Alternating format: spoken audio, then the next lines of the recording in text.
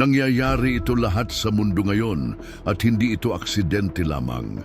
Paano kung sabihin ko sa iyo na ang banal na kasulatan ay naghayag, libu-libong taon na ang nakalipas ng eksaktong mga pangyayaring nasasaksihan natin ngayon, hindi inaasahang mga digmaan, mga teknolohiyang kumukontrol sa atin, matinding pagbabago ng klima, isang pandaigdigang sistema na umuusbong sa harap ng ating mga mata. Ang Biblia ay nagsasalita tungkol sa 7 partikular na mga palatandaan na magpapahayag ng huling panahon. At ang mga ito ay nagpapakita na ngayon sa ating henerasyon. Ang hindi alam ng karamihan ay na ang mga palatandaang ito ay hindi inihayag upang takutin tayo, kundi upang ihanda tayo. Paano posible na ang mga tekstong isinulat mahigit 2,000 taon na ang nakalipas ay naglalarawan ng mundo ngayon ng may kahangahangang katumpakan? Ano ang ipinapahayag nito tungkol sa mga darating na buwan at taon? At higit sa lahat, ano ang dapat mong gawin ngayon upang protektahan ang iyong kaluluwa at ang iyong mga mahal sa buhay? Sa eksklusibong paghahayag na ito, ipapakita ko sa iyo ang 7 propetikong palatandaan na natutupad sa harap ng ating mga mata. Ang ika-5 palatandaan ay makakagulat maging sa mga pinakamapagduda. Ngunit bago ako magsimula, gusto kong itanong sa iyo, ikaw na nanonood, nagtitiwala ka ba sa Diyos? Kung oo, magkomento sa ibaba. Nagtitiwala ako sa iyo, Diyos. At huwag kalimutang i-follow ang channel na ito para sa karagdagang mga paghahayag sa Biblia na karamihan sa mga relihiyosong leader ay walang lakas ng loob na talakayin. Ngayon, ihanda mo ang iyong sarili para sa isang katotohanan na maaaring ganap na baguhin ang iyong pananaw sa panahong ating kinabubuhayan. Ang katotohanan sa likod ng mga propesiya bago ihayag ang mga palatandaang natutupad ngayon. Kailangan nating maunawaan ang isang lihim na iilan lamang ang nakakaalam tungkol sa mga propetikong aklat. Bakit pinili ng Diyos si Daniel at Juan upang ipahayag ang mga mensaheng ito? Ang sagot ay ganap na magbabago ng iyong paraan ng pagtingin sa Biblia. Si Daniel ay hindi lamang isang propeta, siya ay isang estadista, isang taong may kaalaman sa agham at karunungan na nanirahan sa puso ng pinakamakapangyarihang imperyo noong sinaunang panahon. Habang nasa pagkakapatapon sa Babylonia, napapaligiran ng mga kaaway, ipinakita sa kanya ng Diyos ang mga pangitaing napaka-espesyal na maging ang propeta mismo ay natakot. Inilagay ng may lalang ang kanyang mensahero sa gitna ng kapangyarihang pandaigdig upang ang mga paghahayag na ito ay makaligtas sa mga siglo. At si Juan, ang matatandang disipulong ito, ay nakahiwalay sa isang bilangguan na isla, Patmos, habang sinisikap ng Imperyong Romano na lipulin ang mga tagasunod ni Kristo. Sa pinakamadilim na sandali nang tila ang unang simbahan ay mawawasak, pinunit ng Diyos ang kalangitan at ipinakita kay Juan ang huling tadhana ng lahat ng bagay. Nakikita mo ba ang pattern? Ang mga propesiyang ito ay hindi lumitaw sa mga panahon ng kapayapaan at kasaganahan. Ang mga ito ay ibinigay sa pinakamapanganib na mga sandali ng kasaysayan nang ang mga tao ng Diyos ay nahaharap sa pagkawasak. Ito ang unang lihim na iilan lamang ang nakakaunawa. Ang mga propesya ng Apokalipsis ay, sa katunayan, mga mensahe ng pag-asa na nakabalat kayo bilang kaguluhan. Isa pang kahangahangang detalye, kapwa, si Daniel at Juan ay inutusang isara ang bahagi ng kanilang mga pangitain hanggang sa katapusan ng panahon.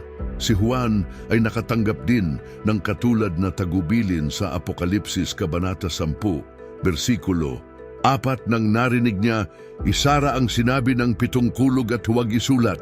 Bakit dapat manatiling nakasara ang mga bahaging ito? Dahil ang ilang propesiya ay magkakaroon lamang ng kahulugan kapag ang teknolohiya agham at mga kaganapan sa mundo ay umabot sa isang partikular na punto. At ang puntong iyon ay eksaktong ang sandali na ating kinabubuhayan ngayon. Ang mga propesiya ay hindi kailanman inilaan para sa mga manghuhula o mga tagapaghula ng petsa. Ang mga ito ay tulad ng isang kosmikong mapa ng nabigasyon na ibinigay sa atin para sa eksaktong sandaling ito sa kasaysayan. Ang mga palatandaang makikita natin sa susunod ay hindi nakikita ng ating mga lolo't lola o nakaraang mga henerasyon. Ang mga ito ay nagpapakita ngayon sa ating panahon na may katumpakang sumasalungat sa anumang natural na paliwanag. Maghanda ka na makita ang kasulatan na hindi mo pa nakita noon.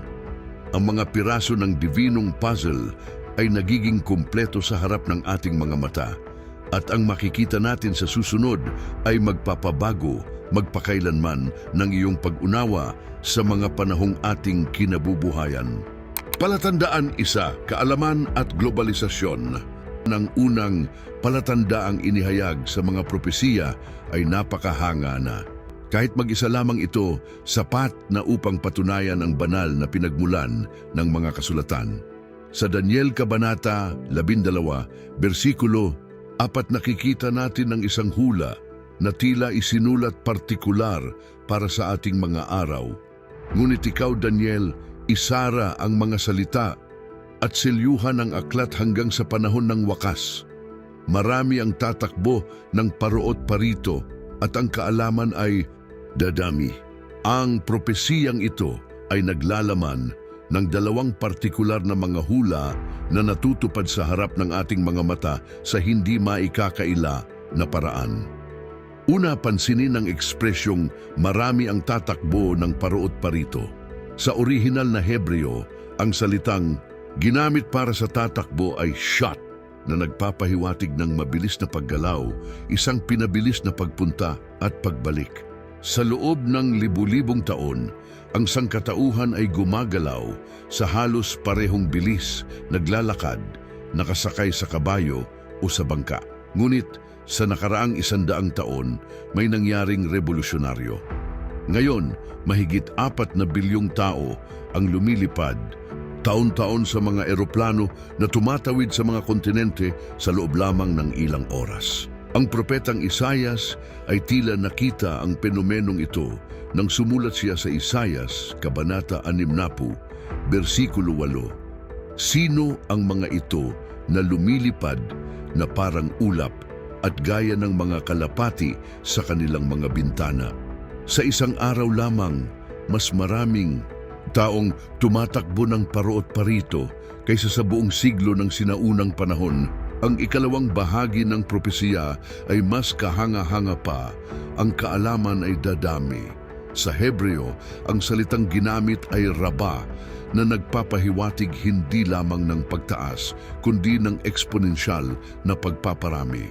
Sa karamihan ng kasaysayan ng tao, ang kaalaman ay lumago ng mabagal at linear. Ngayon, nasasaksihan natin ang isang bagay na walang kaparis.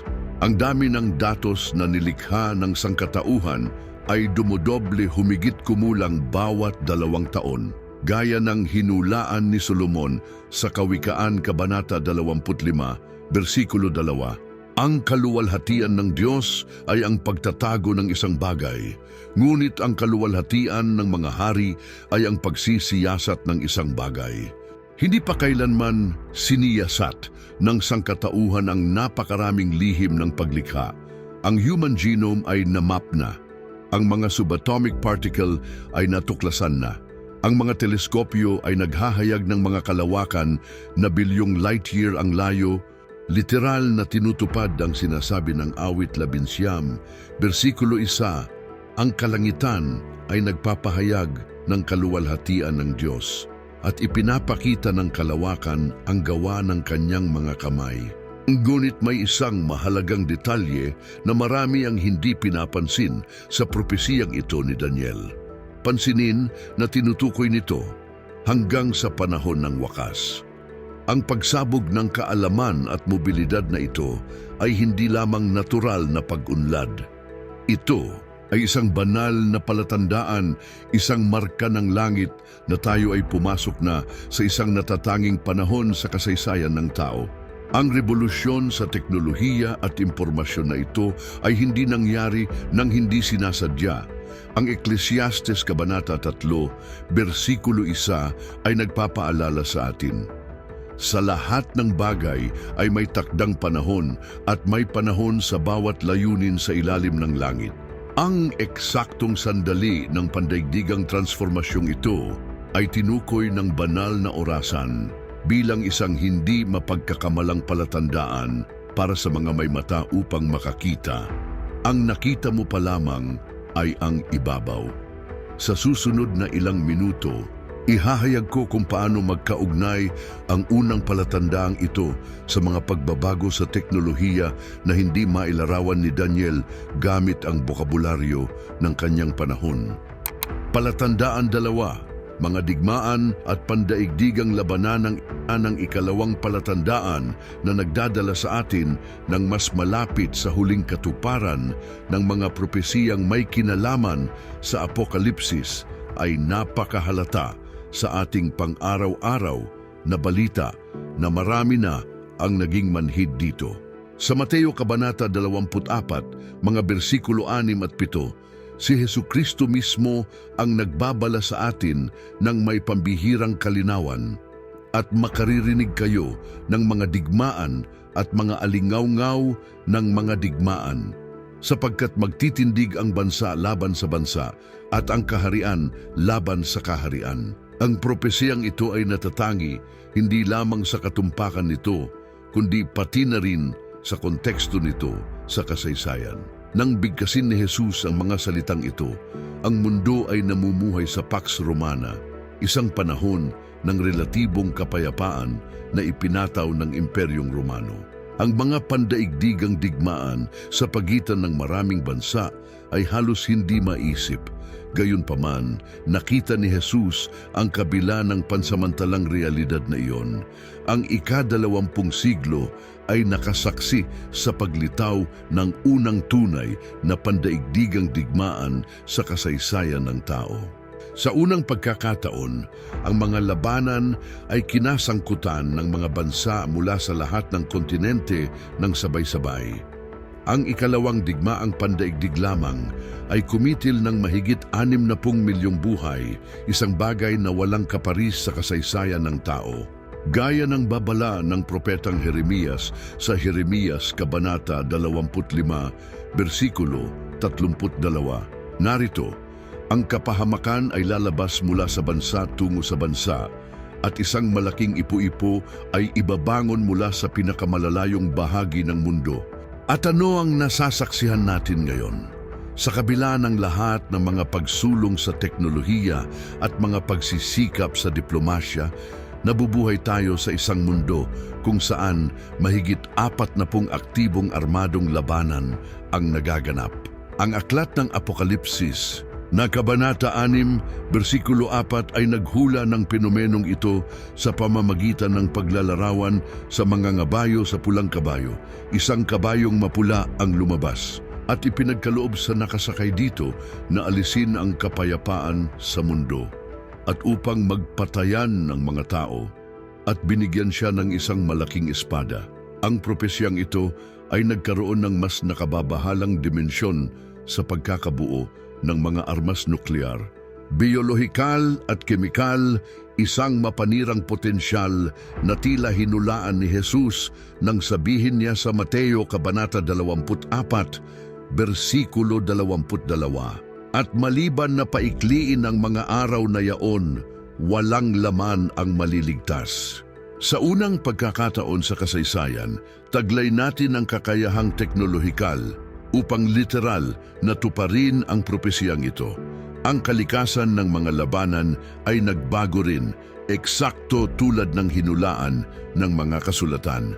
Ang propetang Zacarias sa Zacarias, Kabanata 14, versikulo 12, ay naglalarawan ng may kahanga-hangang katumpakan ng isang bagay na katulad ng modernong mga armas na pangmaramihang pagwasak.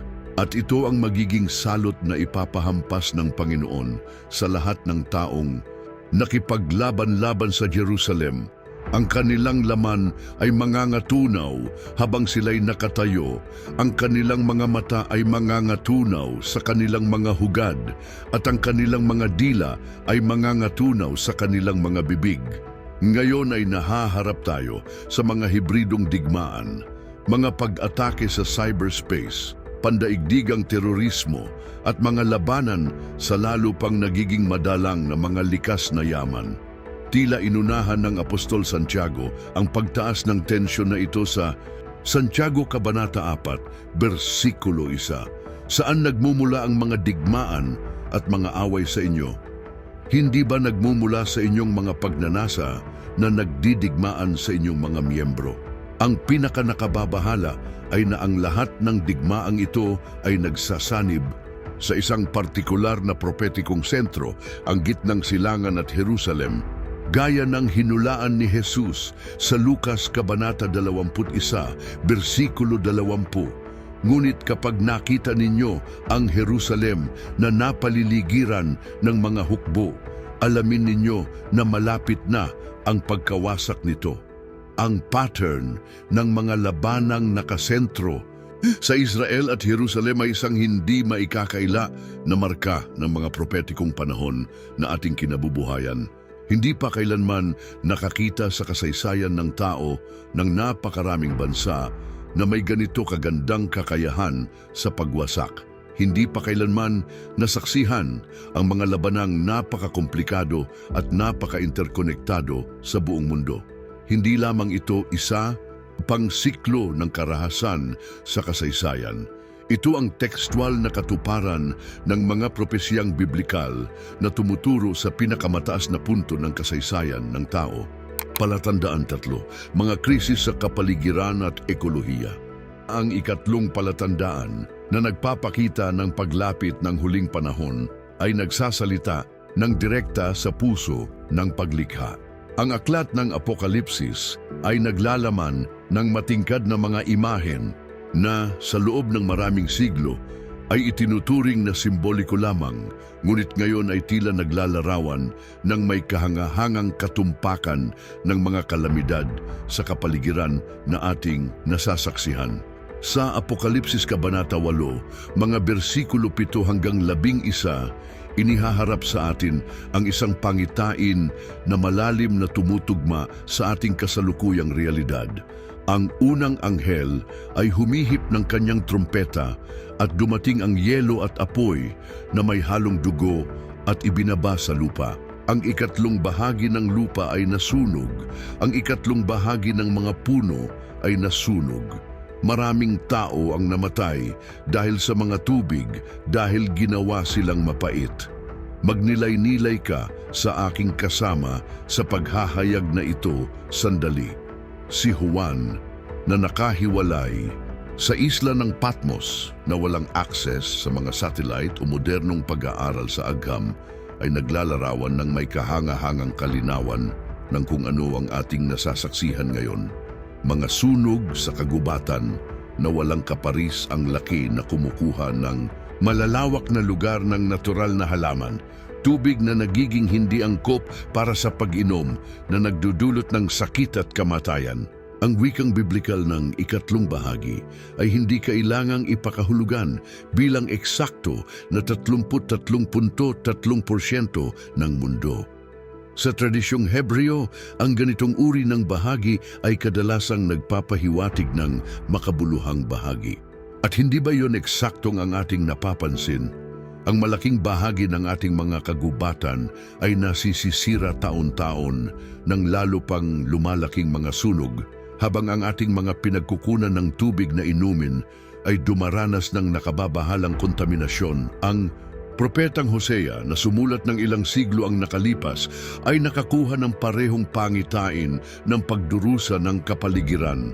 Sa Hosea Kabanata 4, versikulo 3, ipinapahayag niya, Kaya't ang lupain ay magdadalamhati at ang bawat naninirahan dito ay manglulupaypay kasama ng mga hayop sa parang at ng mga ibon sa langit, kahit ang mga isda sa dagat ay kukunin. Pagmasdan ang progresyong inilarawan mula sa lupa hanggang sa mga naninirahan dito na tao, sa mga hayop na naninirahan sa lupa, sa mga ibon at sa huli sa mga isda sa dagat. Hindi ito isang paglalarawang hindi pinag-isipan, kundi isang detalyadong larawan ng isang sunod-sunod na pagbagsak ng ekolohikal na sistema na nakakaapekto sa lahat ng antas ng paglikha. Ang pinakabagong mga ulat pang-agham ay nagkukumpirma ng eksaktong pattern na ito. Pagbaba ng mga populasyon ng mababangis na hayop sa lupa, pagbagsak ng mga populasyon ng ibon, at pinabilis na pagkasira ng mga ecosystem sa dagat. Ngunit ang mga kasulatan ay hindi lamang naglalarawan ng sitwasyong ito ng krisis, inihahayag din nila ang kahulugan nito sa espiritual. Sa Roma Kabanata 8, si Pablo ay nag-aalok sa atin ng isang perspektibong nagbabago kapag siya ay nagsulat na ang paglikha mismo ay pakakawalan mula sa pagkaalipin nito sa pagkabulok at dadalhin sa kalayaan at kaluwalhatian ng mga anak ng Diyos. Ang paglikha ay hindi lamang pasibong nagdurusa, ito ay nagdaranas ng paghilab na nananabik sa pagbabago at transformasyon. Ang mga fenomenong nasasaksihan natin ngayon ay hindi lamang mga random na natural na sakuna, kundi mga espiritual na palatandaan na may banal na layunin. Gaya ng isinulat ng mga awit, ang kalangitan ay nagpapahayag ng kaluwalhatian ng Diyos. Ang kalawakan ay nagpapahayag ng gawa ng kanyang mga kamay. Ang mga pag-aalboroto ng mundo ay isang anyo ng wikang celestial, isang panawagan sa pagsisisi at pagpapanumbalik ng relasyon ng tao sa may lalang. May malalim na koneksyon sa pagitan ng ating espiritual na kondisyon at ng kalagayan ng planeta. Isayas Kabanata 24, versikulo 5 ay naghahayag, "Ang mundo ay dinungisan ng mga tao nito. Nilabag nila ang mga batas, sinuway ang mga alituntunin at sinira ang walang hanggang tipan. Hindi ito panahon para sa kawalan ng pag-asa, kundi para sa espiritual na pagkagising." Alalahanin natin ang pangako ng ikalawang Kronika Kabanata 7, versikulo 14.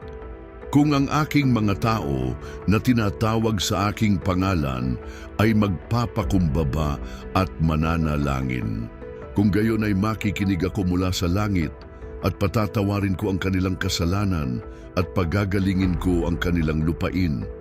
Ang pagpapagaling ng kapaligiran at ang espiritual na pagbabago ay likas na magkaugnay. Ang mga krisis sa ekolohiya na ating hinaharap ay hindi lamang mga problemang siyentipiko o politikal na malulutas sa pamamagitan ng teknolohiya o batas. Ang mga ito ay isang banal na panawagan sa kolektibong pagsisisi, isang imbitasyon upang ibalik ang ating pangangasiwa sa paglikha ayon sa orihinal na disenyo ng Diyos. Ang pagdaing ng mundo ay hindi ang katapusan ng kwento, kundi ang panimula sa kumpletong pagbabago nito kapag, gaya ng ipinangako sa Apokalipsis Kabanata 20, gagawin ng Diyos na bago ang lahat ng bagay. Ang mga unang palatandang ito ay tulad ng mga piraso ng isang banal na puzzle. Sa katapusan ng video na ito, ipapakita ko kung paano silang lahat ay nagsasanib sa isang partikular na sandali sa kasaysayan na ating kinabubuhayan ngayon. Palatandaan 4, apostasiya at espiritual na pagbagsak. Kaapat na palatandaan na nagpapakita ng paglapit ng huling panahon ay tumutukoy sa pinakaubod ng pananampalataya. Ito ay isang mas banayad na palatandaan kaysa sa mga nauna, ngunit marahil ang pinakamalalim dahil hindi lamang ito nakakaapekto sa pisikal na mundo, kundi sa mismong kaluluwa ng sangkatauhan. Ang Apostol Pablo, na may pusong mabigat sa pangangalagang pastoral, ay nagbabala tungkol sa isang partikular na penomenong mauuna sa pagbabalik ni Kristo. Sa ikalawang Tesalonika Kabanata 2, versikulo 3, sumulat siya ng may kahangahangang kalinawan, huwag hayaang malinlang kayo sa anumang paraan, sapagkat hindi darating ang araw na yon maliban kung dumating muna ang pagtalikod. Ang salitang ito, apostasiya, ay may malalim na kahulugan sa orihinal na Griego. Hindi lamang ito nangangahulugan ng pag-aalinlangan o pagtatanong na mga natural na bahagi ng anumang paglalakbay sa pananampalataya. Ang salitang apostasiya ay nagpapahiwatig ng sinasadyang pag-alis, isang malay na pagtanggi sa mga katotohanang dating tinanggap at niyakap. Ang nasasaksihan natin ngayon ay eksakto ito, isang malawakang pagtalikod sa Kristiyanong pananampalataya sa mga rehiyon na sa loob ng maraming siglo ay naging mga duyan ng Kristyanismo. Ang mga katedralang daan-daang taon na sa Europa na dating mga masiglang sentro ng pagsamba ay gumagana na ngayon bilang mga museo o kaya'y ginagawang mga restauran at kondominium. Ang mga makasaysayang denominasyon na nanatiling matatag sa loob ng maraming henerasyon ay tumatanggi na ngayon sa mga pangunahing doktrina na sumustento sa kanila sa loob ng mga siglo. Ang tendensyang ito ay napakakapansin-pansin kaya't kinikilala ito ng mga sekular na historiador bilang isang fenomenong walang kaparis. Hindi pa kailanman sa kasaysayan ng tao nakasaksi tayo ng ganitong mabilis at sinasadyang pagtalikod sa mga malalim na nakaugat na relihiyosong tradisyon sa ganito kalaking saklaw. Ngunit binalaan tayo ni Pablo na ang palatandaang ito ay higit pa sa simpleng mga numero at estadistika. Sa ikalawang Timoteo Kabanata 3, mga bersikulo 1-5, inilarawan niya hindi lamang ang bilang ng pagbaba ng pananampalataya, kundi ang pagbabago nito sa kalidad. Ngunit ito ang dapat mong malaman na sa mga huling araw ay darating ang mga mapanganib na panahon, sapagkat ang mga tao ay magiging maibigin sa kanilang sarili, maibigin sa salapi, mayayabang, mapagmataas, mapanglapastangan, masuwayin sa mga magulang, walang utang na loob, hindi banal, walang pag-ibig, walang pagpapatawad, mapanirang puri, walang pagpipigil sa sarili, mabangis, nasusuklam sa mabuti, taksil, pabigla-bigla palalo, maibigin sa kalayawan kaysa sa maibigin sa Diyos, na may anyo ng kabanalan ngunit tinatanggihan ang kapangyarihan nito. Pansinin ang huling parirala ng talatang ito, na may anyo ng kabanalan ngunit tinatanggihan ang kapangyarihan nito. Hindi inilarawan ni Pablo ang simpleng ateismo o hayagang pagtanggi sa relihiyon.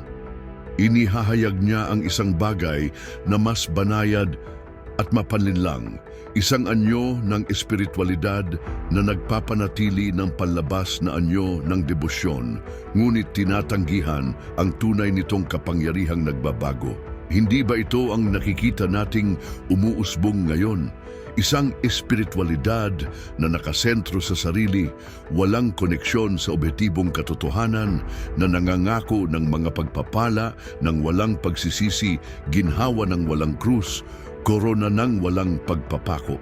Gaya ng dinadalamhati ni Jeremias, ilang siglo na ang nakalipas, pinagagaling nila ang sugat ng aking mga tao ng mababaw. Kapayapaan, kapayapaan, ang sabi nila, gayong walang kapayapaan. Jeremias Kabanata 6, versikulo 14. Hinulaan din ni Jesus ang fenomenong ito sa Mateo Kabanata 24, versikulo 12, nang sabihin niya, at dahil sa paglago ng kasamaan, ang pag-ibig ng marami ay lalamig. Pansinin ang koneksyon na itinatag niya sa pagitan ng pagdami ng kasamaan, ang pagiging normal ng kasalanan, at ang paglamig ng pag-ibig. Hindi ang malay na pagtanggi sa Diyos ang nagdudulot ng malawakang apostasiya, kundi ang mabagal na paglamig ng espiritual na sigasig, isang unti-unting pagsunod sa mga halaga ng mundo. Ang aklat ng Apokalipsis ay naglalarawan ng espiritual na kinakondisyong ito sa isa sa mga liham nito sa mga simbahan. Sa simbahan ng Laodicea, sinasabi ni Kristo, "Alam ko ang iyong mga gawa na hindi ka malamig ni mainit. Nais ko sana na ikaw ay malamig o mainit. Kaya dahil ikaw ay malahininga at hindi malamig ni mainit, iluluwa kita mula sa aking bibig." Udin sa Apokalipsis Kabanata 3, mga bersikulo 15 at 16. Ang espiritual na kahinhingan na ito ni ang init ng tunay na debosyon o ang lamig ng tapat na pagtanggi ay eksakto ang bumubuo sa malaking bahagi ng modernong relihiyosidad. Ito ay isang pananampalataya na naghahanap ng ginhawa ng walang commitment, mga pagpapala ng walang pagsunod, biyaya ng walang kabanalan. Ngunit sa gitna ng pagbagsak na ito, may malakas na pangako. Ang parehong Jesus na nagbabala tungkol sa apostasiya ay nagpahayag din sa Mateo Kabanata 16, bersikulo 18. "Itatayo ko ang aking simbahan at ang mga pintuan ng Hades ay hindi mananaig laban dito." Kahit sa pinakamadilim na panahon ng apostasiya, laging may umiiral na tapat na labi na tumatangging yumuko sa mga Diyos-Diyusan ng panahon. Gaya ng isinulat ng propetang Isayas sa Kabanata 1, bersikulo 9, "Maliban na iniwan sa atin ng Panginoon na mga hukbo ang isang napakaliit na labi, tayo ay naging tulad ng Sodoma, tayo ay ginawa sanang tulad ng Gomora." Ang palatandaan ng apostasiya ay hindi lamang isang babala ng paghatol, kundi isang panawagan sa pagbabago. Ito ay isang imbitasyon na bumalik sa tunay na pananampalataya na nagbabago ng buhay, pamilya at mga bansa. Gaya ng pangangaral sa atin ng Hebreo Kabanata 10, bersikulo 23. Panghawakan natin ng mahigpit ang pagtatapat ng ating pag-asa ng walang pag-aalinlangan, sapagkat tapat ang siyang nangako. Sa panahon ng malawakang espiritual na pagbagsak, bawat kaluluwa na nananatiling tapat sa banal na tawag ay nagniningning ng may higit pang sigla. Tulad ni Daniel at ng kanyang mga kaibigan sa Babylonia, tayo ay tinawag na manatiling matatag kahit na ang buong mundo sa paligid natin ay yumuyuko sa mga makabagong Diyos-Diyusan ng materialismo, relativismo at personal na kasiyahan. Ang palatandaan ng apostasiya, marahil higit sa anumang iba pa, ay tumatawag sa atin sa isang personal na espiritual na pagkagising, sa isang pagbabalik sa mga pangunahing katotohanan ng pananampalataya, hindi bilang mga walang lamang tradisyon na dapat panatilihin, kundi bilang nagbabagong mga realidad na dapat isabuhay. Palatandaan 5, pagsulong ng teknolohiya at pandaigdigang kontrol. Ang ibabahagi ko ngayon ay napakatumpak sa paglalarawan nito ng ating kasalukuyang realidad sa teknolohiya na maiintindihan ninyo kung bakit ang henerasyong ito ay tunay na natatangi sa kasaysayan ng tao.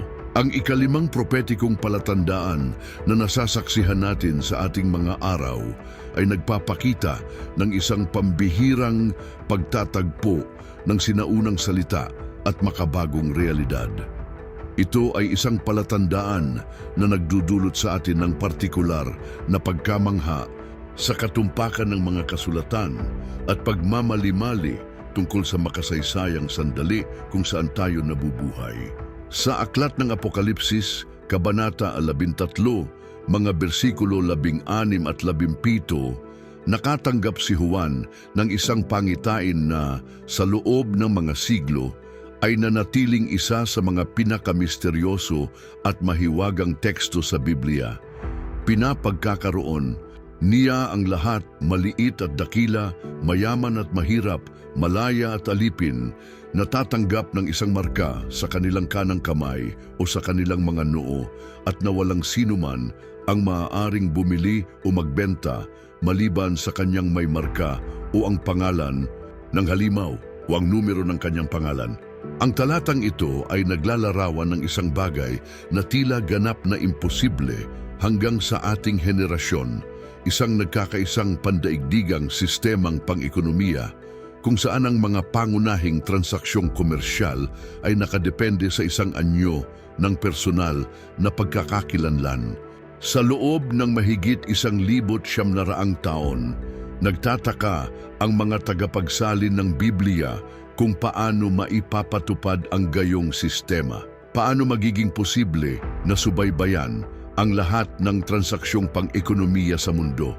Paano magagamit ng isang solong autoridad ang gayong kontrol sa pandaigdigang kalakalan? Ngayon, pinagmamasdan natin ng may banal na pagkamangha kung paano ang pagsasama-sama ng mga teknolohiya ay gumagawa ng posible.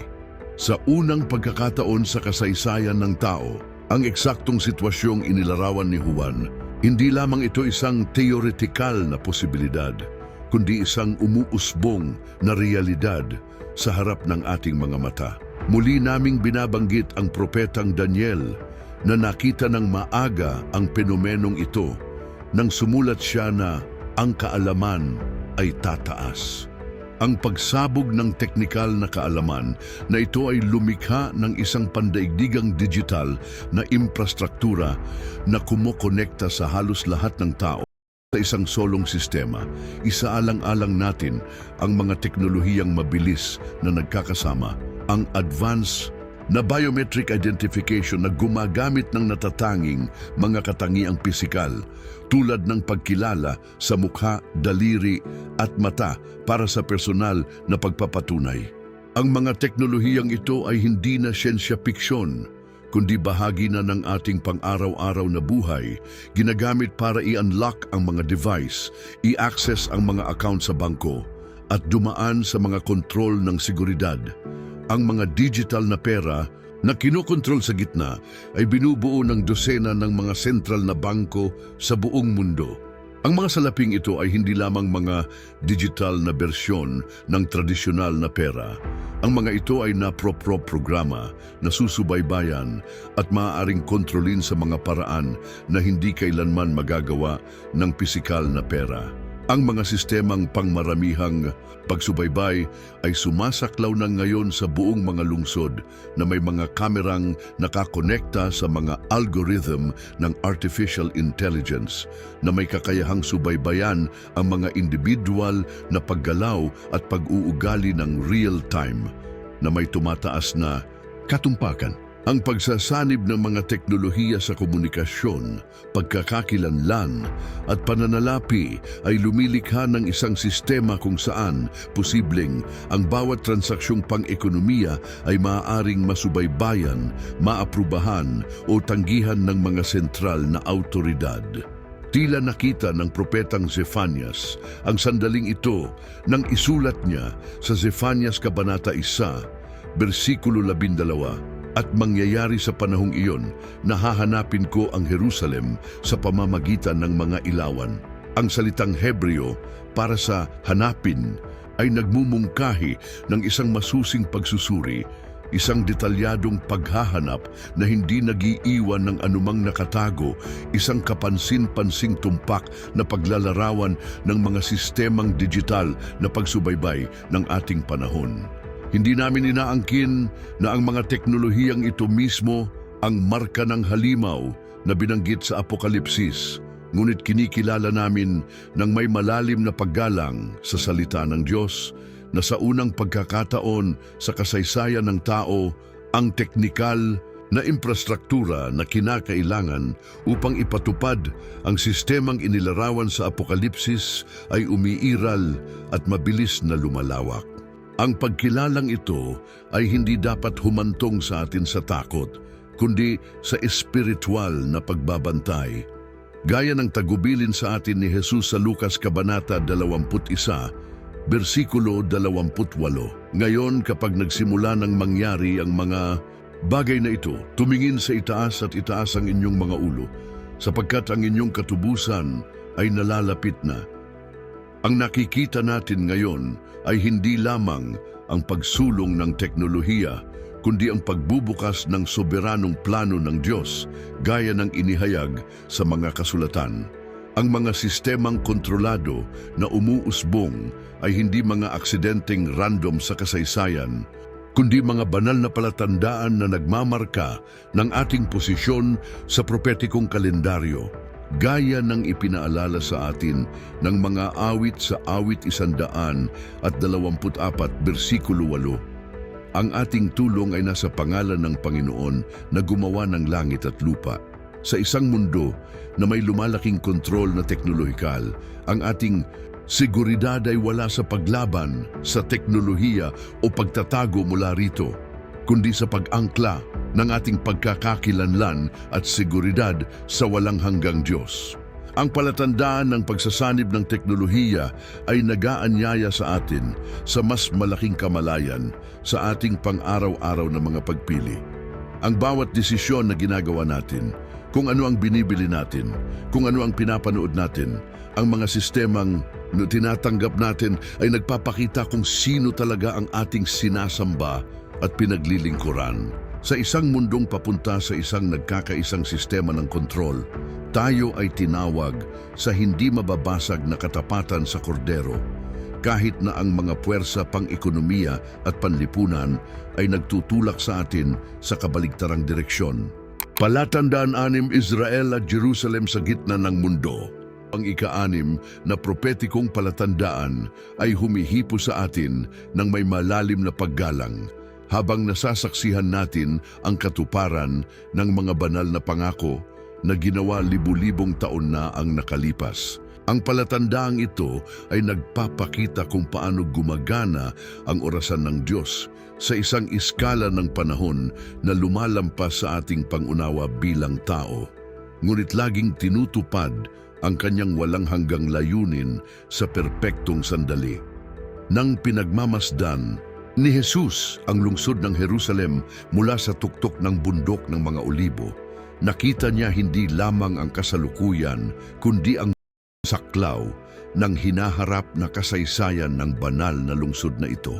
Sa Lucas, Kabanata 21, versikulo 24, gumawa siya ng isang pambihirang pahayag. At ang Jerusalem ay yuyurakan ng mga Gentil hanggang sa matupad ang panahon ng mga Gentil. Ang propesyang ito ay naglalaman ng isang kahangahangang temporal na elemento.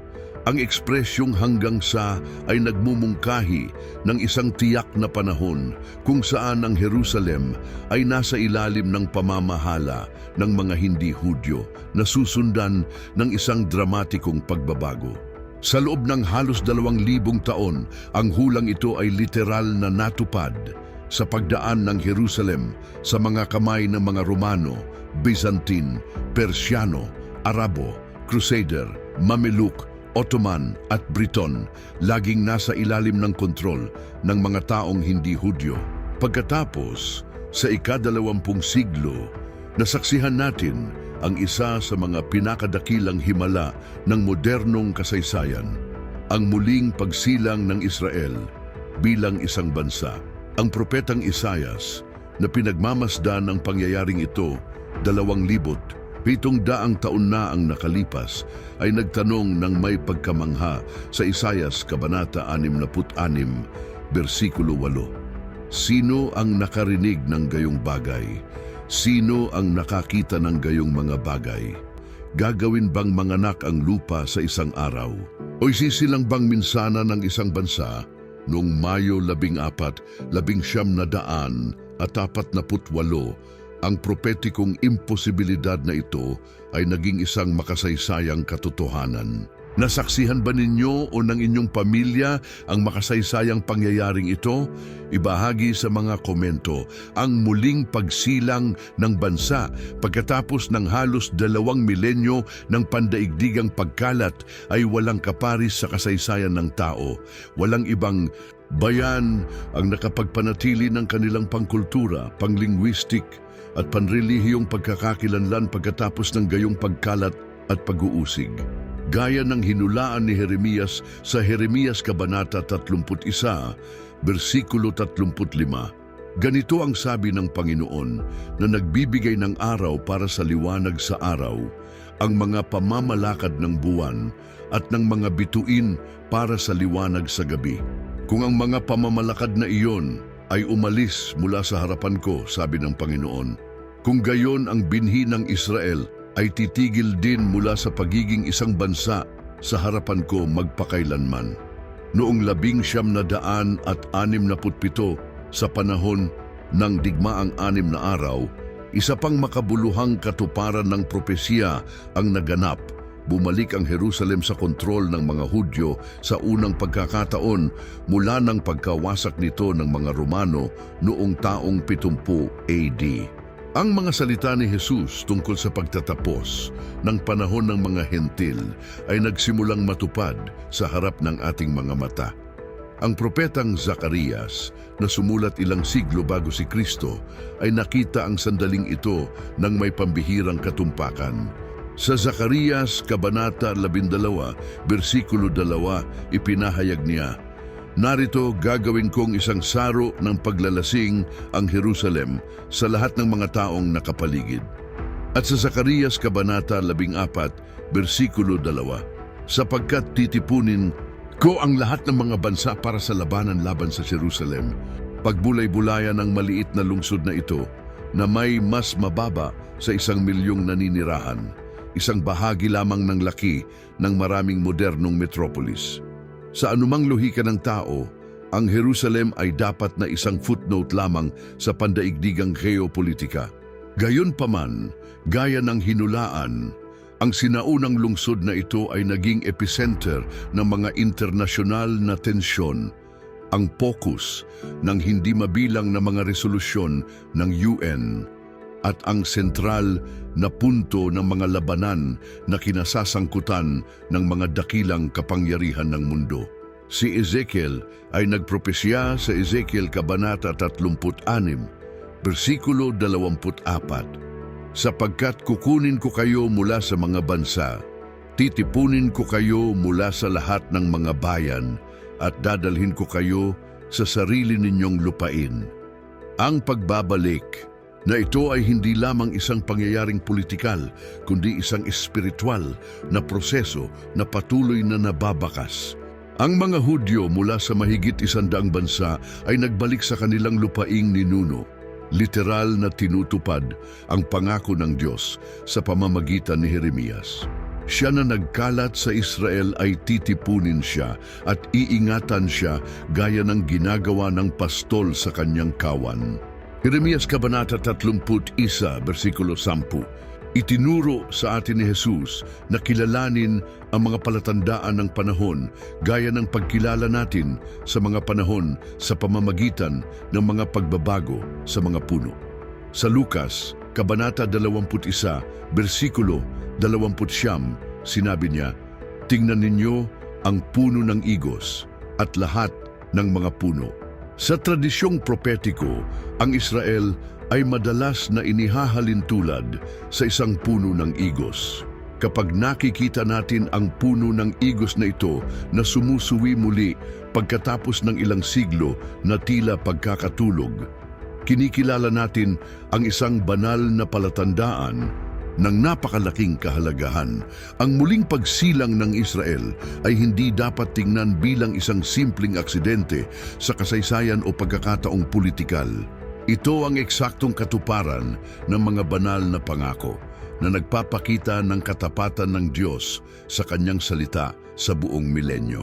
Gaya ng sinasabi ng Isaias Kabanata 43, versikulo 12, ipinapahayag ng Diyos tungkol sa Israel, kayo ang aking mga saksi, sabi ng Panginoon, na ako ay Diyos. Ang kasalukuyang pagkasentral ng Israel at Jerusalem sa mga pangyayari sa mundo ay hindi lamang isang kawili-wiling pag-unlad ng geopolitika. Ito ay isang buhay na patotoo sa walang hanggang katapatan ng Diyos at isang malinaw na propetikong tagapagpahiwatig na tayo ay nabubuhay sa isang natatanging sandali sa kasaysayan ng katubusan. Gaya ng sabi ng mga awit, ipanalangin ninyo ang kapayapaan ng Jerusalem. Umunlad nawa ang mga nagmamahal sa iyo. Awit 122, versikulo 6. Palatandaan 7, pandaigdigang pagpapahayag ng Ebanghelyo. Ang 6 na palatandaan na nakita natin hanggang ngayon ay maaring mukhang nakababahala. Ngunit ang 7 ay naghahayag ng mapagmahal na puso ng Diyos sa gitna ng mga pandaigdigang pagbabago, isang pananaw ng pag-asa na iilan lamang ang sapat na binibigyang diin. Si Jesus nang inilalarawan ng mga pangyayaring mag-auuna sa kanyang pagbabalik ay gumawa ng malalim na makabuluhang pahayag sa Mateo Kabanata 24, versikulo 14. At ang ebanghelyong ito ng kaharian ay ipapangaral sa buong mundo bilang patotoo sa lahat ng mga bansa at sa darating ang wakas. Ang propesiyang ito ay hindi lamang binabanggit ang isang lokal o regional na pangyayari, kundi isang pandaigdigang patotoo na aabot sa lahat ng mga bansa. Sa orihinal na Griego, ang salitang ginamit ay ethnos, na tumutukoy hindi lamang sa mga bansang binigyang kahulugan sa politika, kundi sa mga natatanging grupo ng etniko at wika, bawat natatanging pangkulturang pamilya ng sangkatauhan. Sa loob ng halos 2,000 taon, ang pananaw na ito ng pandaigdigang abot ay tila isang malayong pangarap. Ang mga hadlang sa heograpiya, wika at kultura ay tila hindi malampasan.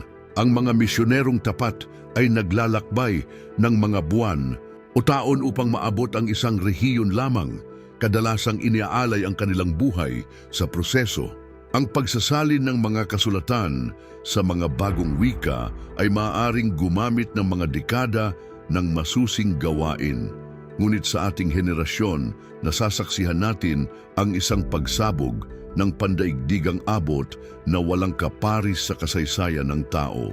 Ang parehong revolusyon sa teknolohiya na nagtaguyod ng ibang mga palatandaan na ating tinalakay ay nagpapabilis din ng pagkalat ng mensahe ng pag-asa ni Kristo hanggang sa mga dulo ng mundo. Pag-isipan ang pambihirang katotohanan ito. Ang kumpletong Biblia ay makukuha na ngayon sa mahigit 700 wika na umaabot sa mahigit 10% ng populasyon ng mundo. Ang mga bahagi ng kasulatan ay naisalin sa mahigit 3,500 wika, kabilang ang mga dialekto na dating itinuturing na hindi maabot. Ang propetang Habakuk ay tila nakakita ng sandaling ito nang sumulat siya sa Habakuk Kabanata 2, versikulo 14. Sapagkat ang lupa ay mapupuno ng kaalaman ng kaluwalhatian ng Panginoon, gaya ng tubig na tumatakip sa dagat. Ang pandaigdigang ang pagbaha ng banal na katotohanan na ito ay nangyayari sa harap ng ating mga mata sa pamamagitan ng mga paraan na halos hindi maisip ng mga nakaraang henerasyon. Sa pamamagitan ng internet, mga broadcast sa radyo, mga teknolohiyang mobile at mga platform na digital, ang mensahe ni Kristo ay tumatagos sa mga rehiyong dating sarado sa tradisyonal na patotoo ng Kristiyano. Sa mga bansang hindi maaaring hayagang pumasok ang mga misyonero, ang mga digital na alon ay tumatawid sa mga hangganan na nagdadala ng mga salita ng buhay sa mga pusong nagugutom. Si Haring David, 3,000 taon na ang nakalipas, ay nagpropesya ng penomenong ito sa Awit 11, versikulo 4. Ang kanilang linya ay lumabas sa buong mundo at ang kanilang mga salita sa dulo ng mundo. Sa ating panahon, nakikita natin ang literal na katuparan ng sinaunang pangitaing ito, ang mga digital na linya at alon ng transmisyon na nagdadala ng mensahe ng pagtubos sa mga pinakamalalayong lugar. Hinulaan din ni Isaias ang sandaling ito sa Isaias, Kabanata 52, versikulo 10. Inilantad ng Panginoon ang kanyang banal na bisig sa mata ng lahat ng mga bansa at makikita ng lahat ng mga dulo ng mundo ang kaligtasan ng ating Diyos. At ngayon, sa pamamagitan ng pandaigdigang teknolohiya ng komunikasyon, ang mensahe ng kaligtasan ay literal na nakikita sa mga dulo ng mundo. Ang nagpapaiba sa palatandaang ito ay ang paghahayag ng banal na karakter na dala nito. Sa gitna ng mga digmaan, natural na sakuna, pagbagsak ng moralidad at umuusbong na mga sistemang pangkontrol, patuloy na inaabot ng Diyos ang imbitasyon ng pakikipagkasundo sa buong sangkatauhan. Gaya ng isinulat ni Pedro sa 2 Pedro Kabanata 3, versikulo 9, hindi mabagal ang Panginoon tungkol sa kanyang pangako, gaya ng pagbibilang ng ilan sa kabagalan, kundi matiyaga sa atin na hindi niya nais na sinuman ay mapahamak, kundi ang lahat ay dumating sa pagsisisi. Ang palatandaang ito ay nagpapaalala sa atin na ang propetikong kwento ay hindi pangunahing tungkol sa paghatol, kundi tungkol sa katubusan. Hindi darating ang katapusan hanggang sa bawat grupong etniko, bawat pamilya ng wika, bawat natatanging kultura ay nagkaroon ng pagkakataong marinig ang mabuting balita ng banal na biyaya. Kahit sa pagbubukas ng mga pangyayaring apokaliptiko, nakikita natin ang puso ng mabuting pastol na naghahanap hanggang sa huling nawawalang tupa, gaya ng itinuturo sa atin ni Jesus sa Mateo Kabanata 18, versikulo 14. Gayon din, hindi kalooban ng inyong Ama na nasa langit na mapahamak ang isa sa mga munting ito. Ang banal na timeline para sa mga huling pangyayari ay likas na nakaugnay sa kanyang layuning mapagligtas para sa buong sangkatauhan.